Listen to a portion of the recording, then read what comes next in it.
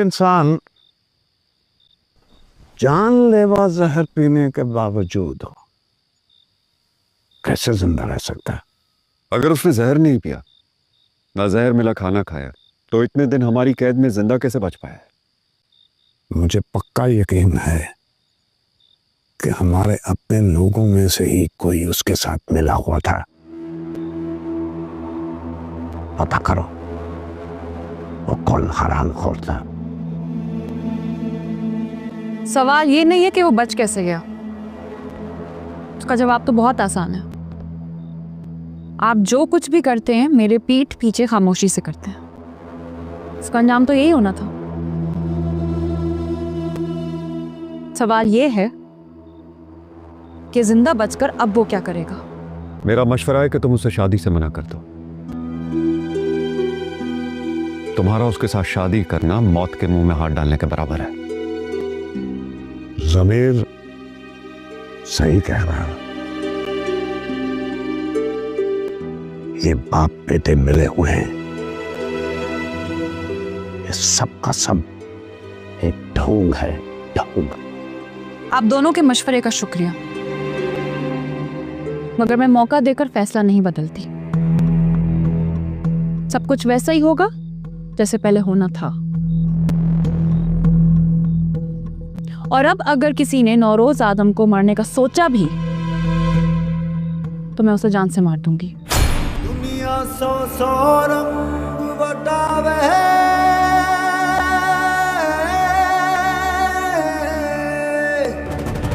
पल पल बदले रूह हजार, जख्म मिले दर्द बधावे, दुनिया दो धारी सबका।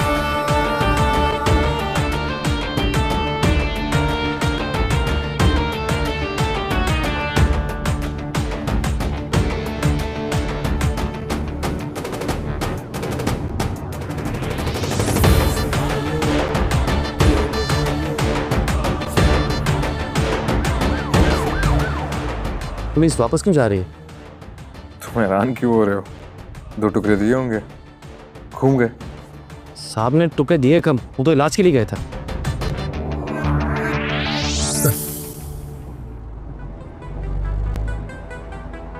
दुनियापुर में रहते हो, यहाँ के तौर तरीके सुन से खैर तुम्हारा कोई कसूर नहीं है। मुझे आज तक खुद नहीं पता चला। मैं उनका बेटा हूँ।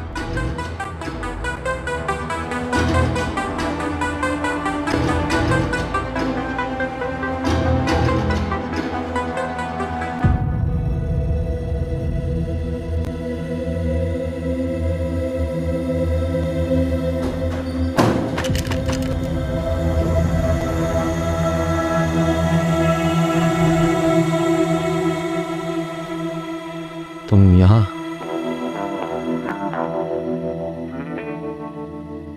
गलत सवाल।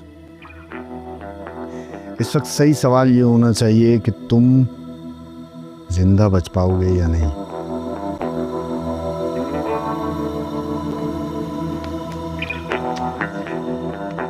तुम्हारे बाद तुम्हारे बीवी बच्चों का क्या होगा?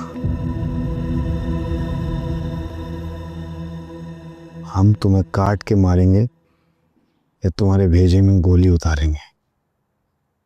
ये है ना सही सवाल।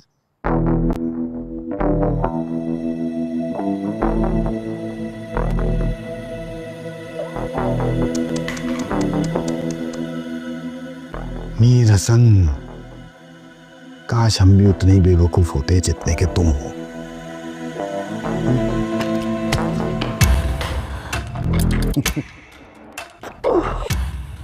घसीट के लेके आओ इसे।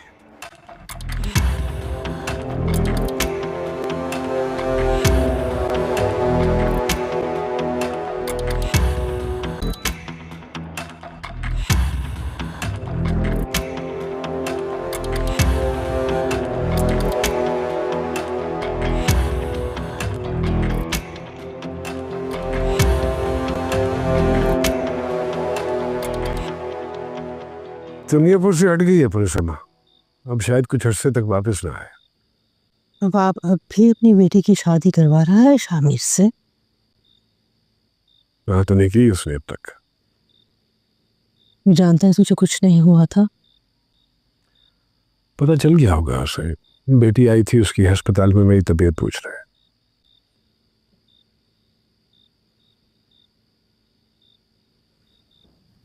शामिर क्या कहता है? उसी के हवाले से तो मैं फिक्रमंद हूँ। वो चाहता है कि दुनियापुर वो संभाले या मैं बस उसे यहाँ से जाने की इजाज़त दे दूँ। वो दुनियापुर में रहकर भी खतरा और यहाँ से बाहर भी।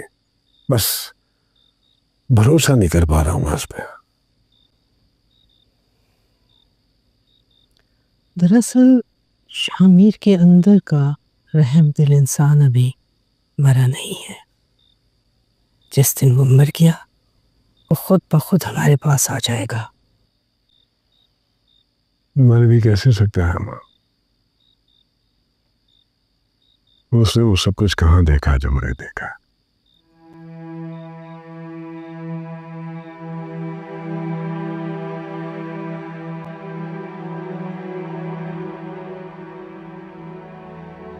तो फिर उसे वो सब कुछ दिखाना पड़ेगा जो तुमने देखा है, जो मैंने देखा है। बताना पड़ेगा उसे कि नवाब की नस्ल को क्यों खत्म होना चाहिए, क्यों हम और वो एक साथ सांस नहीं ले सकते। अभी बहुत बहुत जरूरी है।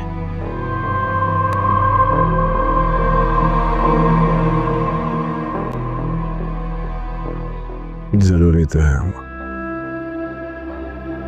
जरूरी तो है।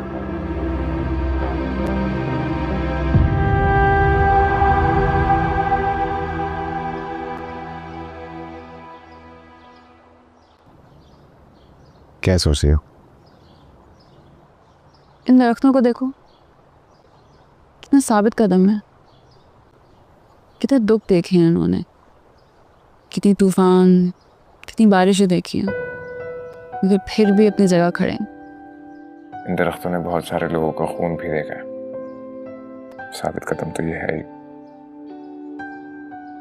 लेकिन अफसरदा भी।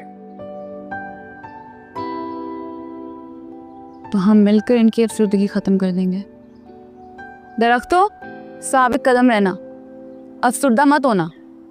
हम दोनों ने कसम खाई है तुम्हें खुश करने की। यहाँ फूल खिलेंगे, चिड़िया चहचहाएंगी और प्यार ही प्यार मिलेगा।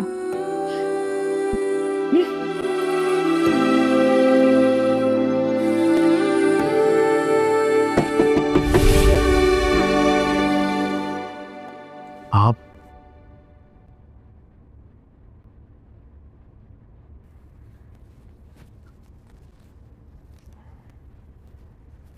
जब बच्चा अपना बच्चा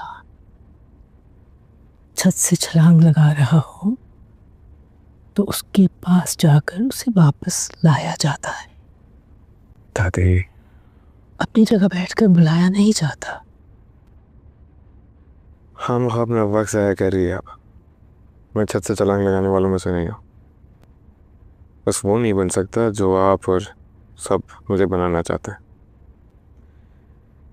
दुनिया पर चलाना है ना, अपनी मर्जी से चलाऊंगा, अपने तरीके से।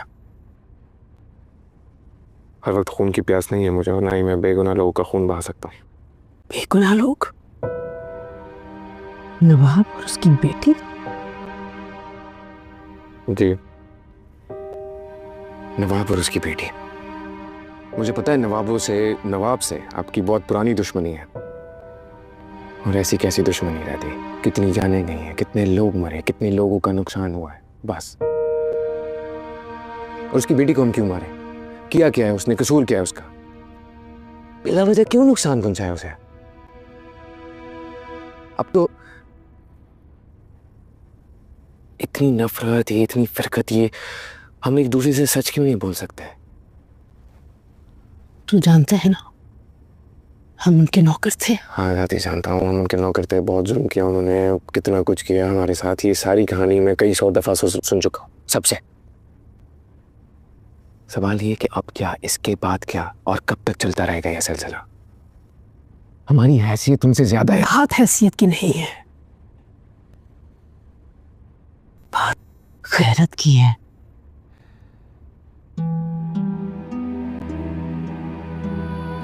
उस गैरत की जो नवाब ने अपने हाथों से लूटी है।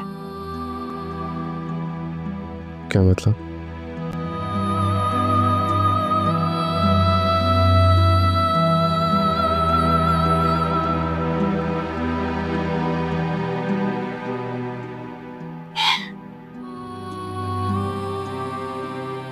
मेरी गैरत,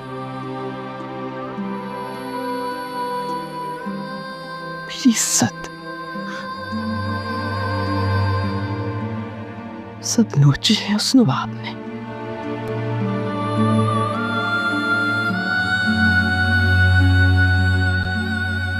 तेरा बाप आया था मुझे बचाने, काश वो पहली बार होता। कई बार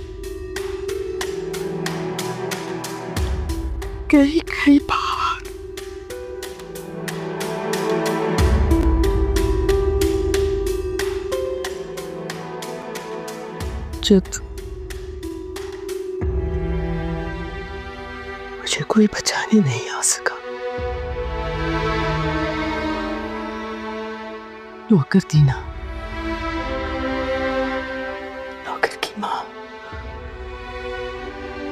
नौकर की बीवी,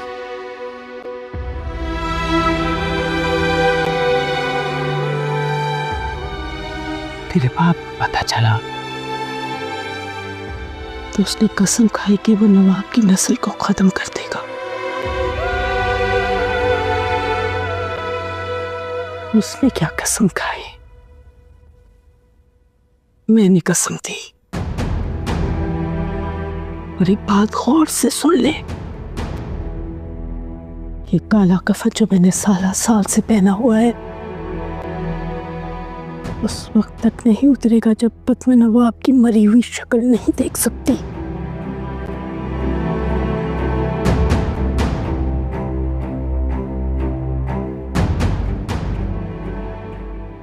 मगर अब भी तेरे दिल में नवाब और उसके खानदान के लिए थोड़ी सी भी हमदर्दी है तो मैं बाहर अपने तख्त पर बैठी हूँ। मुझे मारकर जो चाहे कर ले,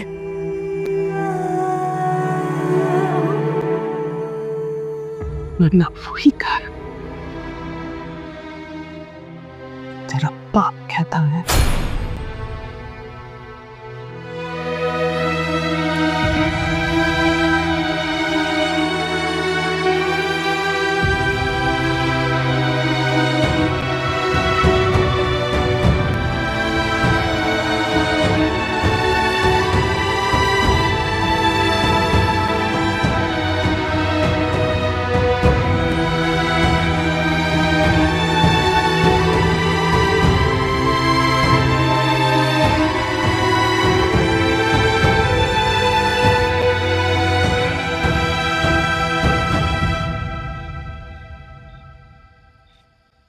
शामिर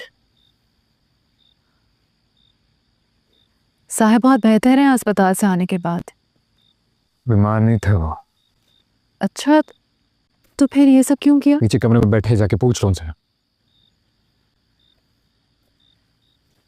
तुम्हें बुरा लगता है ना कि साहब तुम्हें इस्तेमाल करते हैं, कुछ बताते नहीं है। पता है बाबा भी यही कहते थे, मैंने देखा है उनको उस बेचैनी पे। आज तुम्हारे चेहरे पे भी बिल्कुल वही बेचैनी है।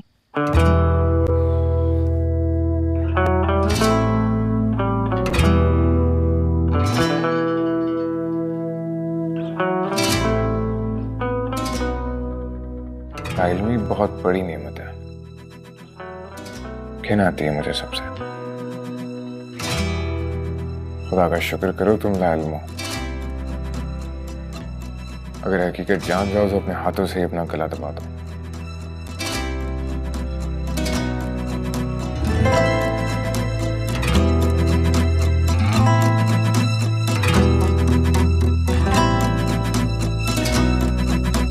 आपकी बेटी बहू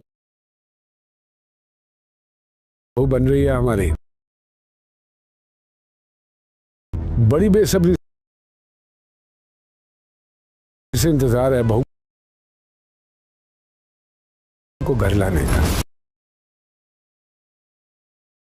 बस कुछ रुकावटें हैं जो शादी से पहले हटाना बहुत जरूरी है।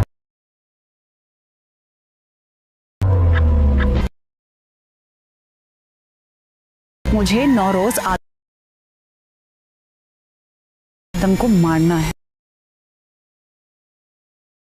बेटी होने के नाते आपको समझा रही हूं। इस मामले में टांग नहीं अड़ाइएगा।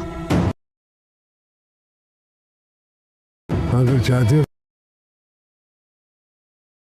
तो उसकी जान बख्श दो, तो उसके बदले में एक जान देनी पड़ेगी तुम्हें। किसके? बाप को मैं मार दूंगा और बेटी को तुम मार देना।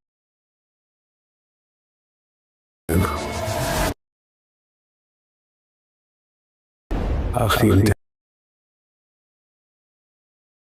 समझो। ये आजादी मुझे किसकी मौत के बदले मिल रही है?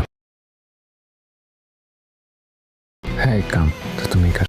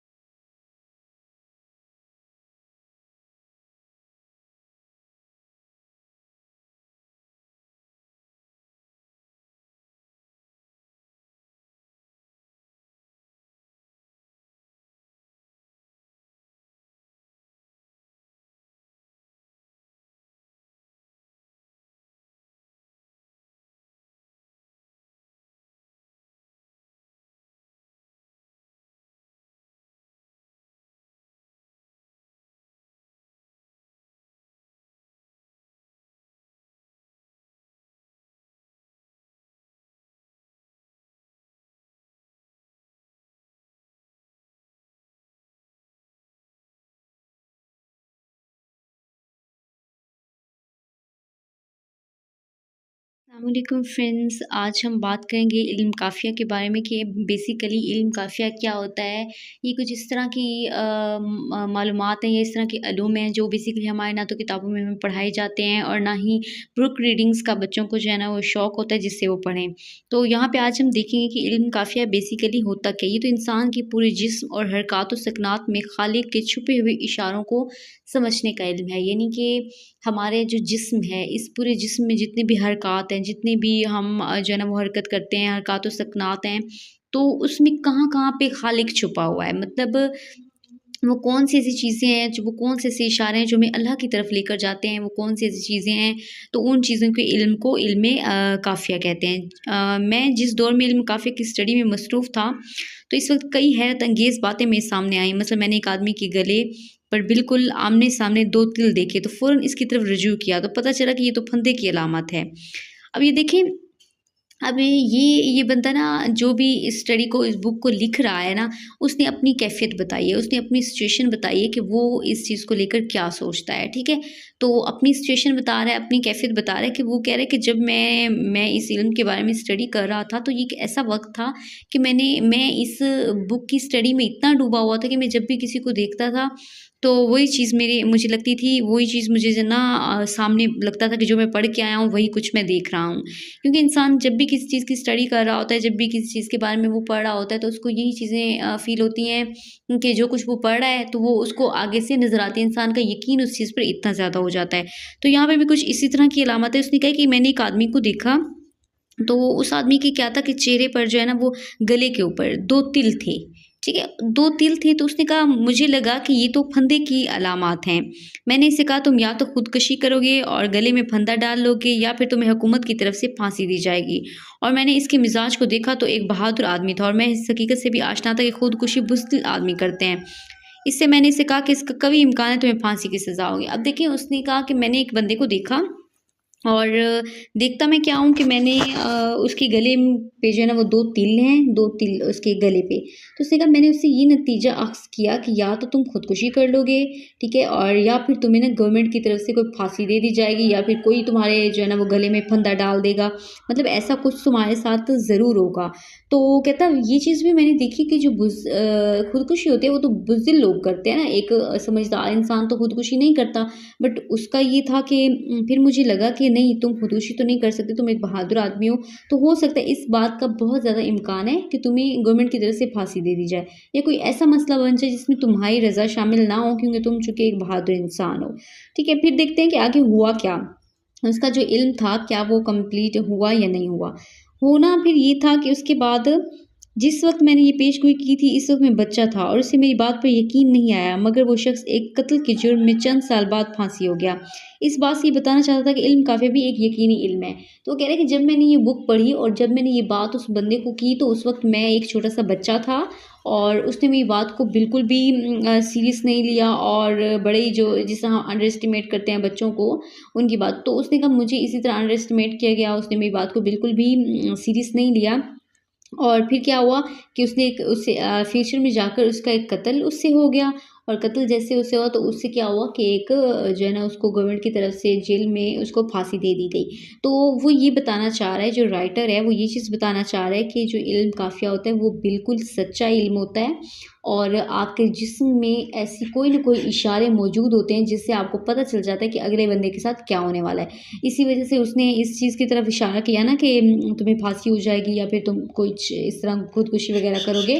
तो ये चीज़ वो बताना चाह रहा था कि वो उन 2 तिलों से, अब वो तिल देखिए, वो तिल अल्लाह की तरफ से थे, ठीक है? लेकिन उस बंदे ने इस इल्म के ज़रिए, उन 2 तिलों के ज़रिए उसने पेशगोई की। अब हम नाक देखते हैं, पत्ती बीनी।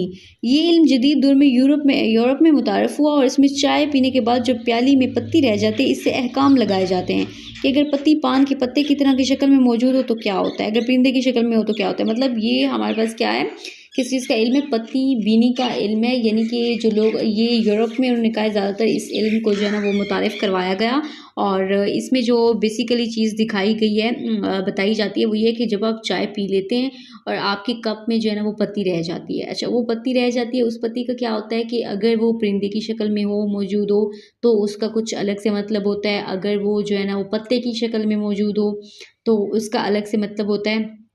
तो ये काफ़ी सारे जो है ना वहाँ पर मतलब वगैरह बताए जाते हैं। अब देखिए एज़ अ मुस्लिम हम इन चीज़ों पर इतना यकीन नहीं करते। आई डोंट नो ये बुक जो है ना किस उस पे लिखी गई है और इसमें इस तरह के अलूम्स जो पढ़ाए जा रहे हैं, पता नहीं ये सच है या नहीं, बट मैंने ये चीज़ें पढ़ी तो मैंने सोचा मैं आप लोगों के साथ भी इस चीज़ को शेयर करूँ। तो अब देखते हैं कि जो पत्ती है उसमें क्या होता है, ठीक है, परिंदे वगैरह की शक्ल में हो या इस तरह से, तो उसमें क्या चीज़ हो सकती है। उसके बाद यहाँ पे हमारे पास है इल्मुल लीद पामिस्ट्री। ये हाथ की लकीरों और बनावट और उभारों से मुस्तकबिल के बारे में बताता है। इसमें एक तरह का इल्म नजूम भी होता है, यानी उभारों को सियारों से मंसूब माना जाता है। मतलब ये अब ये जो इल्म बता रहे हैं इसमें वो वही चीज़ बता रहे हैं कि हाथों की लकीरों का इल्म, और ये चीज़ पाकिस्तान में बहुत ज़्यादा फेमस है कि हाथ देख लेना है तो वो बंदा क्या है क्या नहीं है, उसके हाथ का जो भी है ना, उसकी इतनी लकीरें हैं तो इतनी शादियाँ होंगी, इतनी लकीरें हैं तो इसको इतने में जो ना इस उसमें मौत हो जाएगी, इतनी इसकी उम्र होगी। अच्छा कहते हैं कि मैंने बहुत सारे लोगों से सुना है कि आपको जो है ना वो ये चीज़ नहीं करनी चाहिए कि जब आप किसी भी हाथ वगैरह को किसी को दिखाते हैं तो ये आपको नहीं दिखाना चाहिए, ये सही नहीं होता और इस तरह से। बट मुझे खुद इस चीज़ पे इतना बिलीव नहीं है, लेकिन अब हम कहते हैं ना कि पाकिस्तान के लोग इस तरह के हैं, जाहिल हैं, वो इन चीज़ों पे यकीन रखते हैं। आउट ऑफ कंट्री के लोग तो बड़ी, अमेरिका के लोग बड़े ओपन माइंड हैं। अब देखें ये सारे के सारे इल्म कहाँ पे, यूरोप और अमेरिका के हैं। तो ये उन लोगों के मुतारिफ़ करवाए हुए अलूम हैं जो यहाँ पे आप बुक में जिनको आप स्टडी कर रहे हैं। तो ये सारे अलूम जो जितने भी हम इस बुक में पढ़ रहे हैं ये सारे के सारे उन्हीं जगहों से और उन्हीं बातों में जो है ना वो बताए गए हैं यूरोप वगैरह में। अच्छा उसके बाद फिर क्या हुआ कि शोहरत वगैरह और कामयाबी का पता चलाते हैं। इस स्टडी के दौरान बेजायबात का मुशाहिदा कि यानी शख्स के हाथ में तेज़धार आले से कत्ल होने के अलामात दिखे। तो ये चीज़ है ना, उसने कहा कि फिर मैंने इस इल्म को भी पढ़ा, राइटर बता रहा है मैंने इस इल्म को भी पढ़ा, और जब मैंने इसको पढ़ा तो मैंने एक इंसान के हाथ को देखा और मुझे लगा कि ये बहुत तेज़धार जो है ना आले के साथ कत्ल हो जाएगा। और वो कहते हैं जब मैंने ये बात बताई तब भी उसको यकीन नहीं हुआ, लेकिन कुछ अरसे के बाद वो भी जो है ना वो कत्ल हो गया। तो ये जो राइटर ये चीज़ें बता रहा है वो कह रहा है कि मैंने इन चीज़ों का मुशाहिदा किया है। अब पता नहीं ये बुक जो है ना वो कहाँ तक सच्ची है कहाँ तक झूठी है, बट यहाँ पर ऐसे बहुत से अलूम्स के बारे में बात की गई है। तो इसके अलावा भी यहाँ पर और भी बहुत सारे टॉपिक्स वगैरह हैं, ना तो किताबों में हमें पढ़ाए जाते हैं और ना ही बुक रीडिंग्स का बच्चों को जो है ना वो शौक़ होता है जिससे वो पढ़ें। तो यहाँ पे आज हम देखेंगे कि इल्म काफ़िया बेसिकली होता क्या। ये तो इंसान के पूरे जिस्म और हरकत व सकनात में खालिक के छुपे हुए इशारों को समझने का इल्म है। यानी कि हमारे जो जिस्म है, इस पूरे जिस्म में जितने भी हरकत हैं, जितने भी हम जो है ना वो हरकत करते हैं, हरकत व सकनात हैं, तो उसमें कहाँ-कहाँ पे खालिक छुपा हुआ है। मतलब वो कौन सी ऐसी चीज़ें हैं जो वो कौन से ऐसे इशारे हैं जो हमें अल्लाह की तरफ लेकर जाते हैं, वो कौन सी ऐसी चीज़ें हैं, तो उन चीज़ों के इल्म को इल्म काफ़िया कहते हैं। मैं जिस दौर में इल्म काफ़िया की स्टडी में मसरूफ़ था तो इस वक्त कई हैरत अंगेज़ बातें मेरे सामने आई। मतलब मैंने एक आदमी के गले पर बिल्कुल आमने सामने 2 तिल देखे तो फ़ौरन इसकी तरफ रुजू किया तो पता चला कि ये तो फंदे की अलामत है।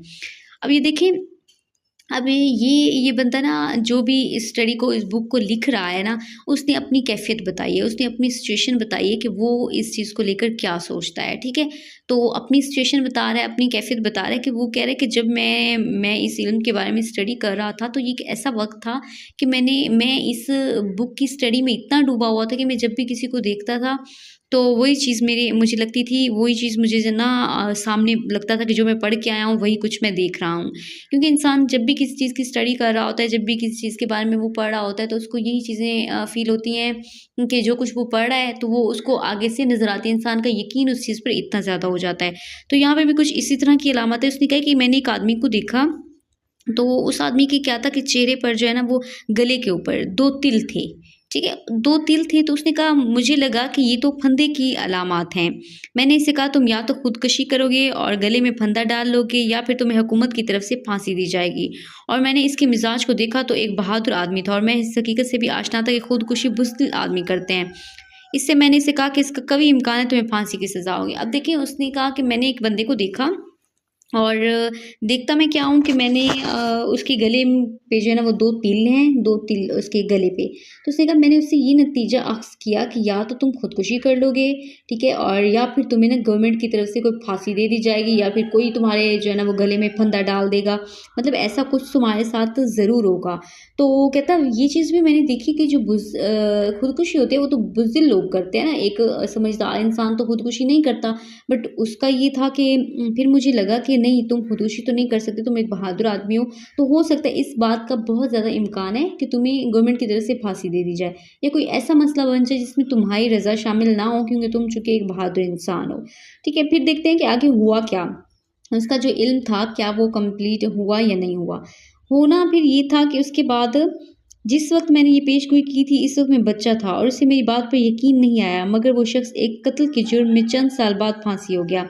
इस बात से ये बताना चाहता था कि इल्म काफ़ी भी एक यकीनी इल्म है। तो वो कह रहे हैं कि जब मैंने ये बुक पढ़ी और जब मैंने ये बात उस बंदे को की तो उस वक्त मैं एक छोटा सा बच्चा था और उसने मेरी बात को बिल्कुल भी सीरियस नहीं लिया और बड़े ही जो जिस तरह हम अंडर एस्टिमेट करते हैं बच्चों को उनकी बात, तो उसने कहा मुझे इसी तरह अंडर एस्टिमेट किया गया, उसने मेरी बात को बिल्कुल भी सीरियस नहीं लिया। और फिर क्या हुआ कि उसने एक उससे फ्यूचर में जाकर उसका एक कत्ल उससे हो गया और कत्ल जैसे उससे हुआ तो उससे क्या हुआ कि एक जो है ना उसको गवर्नमेंट की तरफ से जेल में उसको फांसी दे दी गई। तो वो ये बताना चाह रहा है, जो राइटर है वो ये चीज़ बताना चाह रहा है कि जो इल्म काफ़िया होता है वो बिल्कुल सच्चा इल्म होता है और आपके जिस्म में ऐसी कोई ना कोई इशारे मौजूद होते हैं जिससे आपको पता चल जाता है कि अगले बंदे के साथ क्या होने वाला है। इसी वजह से उसने इस चीज़ की तरफ इशारा किया ना कि तुम्हें फांसी हो जाएगी या फिर तुम कुछ इस तरह खुदकुशी वगैरह करोगे। तो ये चीज़ वो बताना चाह रहा था कि वो उन दो तिलों से, अब वो तिल देखें वो तिल अल्लाह की तरफ से थे, ठीक है, लेकिन उस बंदे ने इस इल्म के ज़रिए उन दो तिलों के ज़रिए उसने पेशगोई की।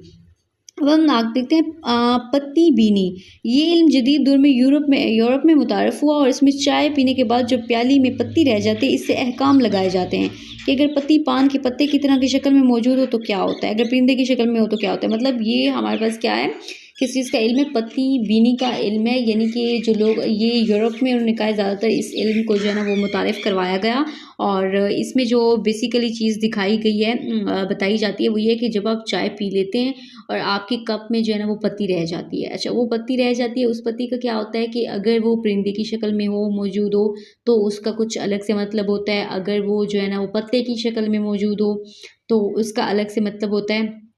तो ये काफ़ी सारे जो है ना वहाँ पर मतलब वगैरह बताए जाते हैं। अब देखें एज़ अ मुस्लिम हम इन चीज़ों पर इतना यकीन नहीं करते। आई डोंट नो ये बुक जो है ना किस उस पे लिखी गई है और इसमें इस तरह के अलूम्स जो पढ़ाए जा रहे हैं, पता नहीं ये सच हैं या नहीं, बट मैंने ये चीज़ें पढ़ी तो मैंने सोचा मैं आप लोगों के साथ भी इस चीज़ को शेयर करूँ। तो अब देखते हैं कि जो पत्ती है उसमें क्या होता है, ठीक है, परिंदे वगैरह की शक्ल में हो या इस तरह से, तो उसमें क्या चीज़ हो सकती है। उसके बाद यहाँ पर हमारे पास है इल्मुल लीद पामिस्ट्री। ये हाथ की लकीरों और बनावट और उभारों से मुस्तकबिल के बारे में बताता है। इसमें एक तरह का इल्म नजूम भी होता है, यानी उभारों को सियारों से मंसूब माना जाता है। मतलब ये अब ये जो इल्म बता रहे हैं इसमें वो वही चीज़ बता रहे हैं कि हाथों की लकीरों का इल्म, और ये चीज़ पाकिस्तान में बहुत ज़्यादा फेमस है कि हाथ देख लेना है तो वो बंदा क्या है क्या नहीं है, उसके हाथ का जो भी है ना उसकी इतनी लकीरें हैं तो इतनी शादियाँ होंगी, इतनी लकीरें हैं तो इसको इतने में जो ना इस उसमें मौत हो जाएगी, इतनी इसकी उम्र होगी। अच्छा, कहते हैं कि मैंने बहुत सारे लोगों से सुना है कि आपको जो है ना वो ये चीज़ नहीं करनी चाहिए कि जब आप किसी भी हाथ वगैरह को किसी को दिखाते हैं तो ये आपको नहीं दिखाना चाहिए, ये सही नहीं होता और इस तरह से। बट मुझे खुद इस चीज़ पे इतना बिलीव नहीं है, लेकिन अब हम कहते हैं ना कि पाकिस्तान के लोग इस तरह के हैं, जाहिल हैं, वो इन चीज़ों पे यकीन रखते हैं। आउट ऑफ कंट्री के लोग तो बड़ी, अमेरिका के लोग बड़े ओपन माइंड हैं। अब देखें ये सारे के सारे इल्म कहाँ पे, यूरोप और अमेरिका के हैं। तो ये उन लोगों के मुतारिफ़ करवाए हुए अलूम हैं जो यहाँ पे आप बुक में जिनको आप स्टडी कर रहे हैं। तो ये सारे अलूम जो जितने भी हम इस बुक में पढ़ रहे हैं ये सारे के सारे उन्हीं जगहों से और उन्हीं बातों में जो है ना वो बताई गई हैं यूरोप वगैरह में। अच्छा, उसके बाद फिर क्या हुआ कि शोहरत वगैरह और कामयाबी का पता चलाते हैं। इस स्टडी के दौरान बेजायबात का मुशाहिदा कि यानी शख्स के हाथ में तेज़धार आले से कत्ल होने के अलामात दिखे। तो ये चीज़ है ना, उसने कहा कि फिर मैंने इस इल्म को भी पढ़ा, राइटर बता रहा है मैंने इस इल्म को भी पढ़ा और जब मैंने इसको पढ़ा तो मैंने एक इंसान के हाथ को देखा और मुझे लगा कि ये बहुत तेज़धार जो है ना आले के साथ कत्ल हो जाएगा। और वो कहते हैं जब मैंने ये बात बताई तब भी उसको यकीन नहीं हुआ, लेकिन कुछ अरसे के बाद वो भी जो है ना वो कत्ल हो गया। तो ये जो राइटर ये चीज़ें बता रहा है वो कह रहा है कि मैंने इन चीज़ों का मुशाहिदा किया है। अब पता नहीं ये बुक जो है ना वो कहाँ तक सच्ची है कहाँ तक झूठी है, बट यहाँ पर ऐसे बहुत से अलूम्स के बारे में बात की गई है। तो इसके अलावा भी यहाँ पर और भी बहुत सारे टॉपिक्स वगैरह हैं।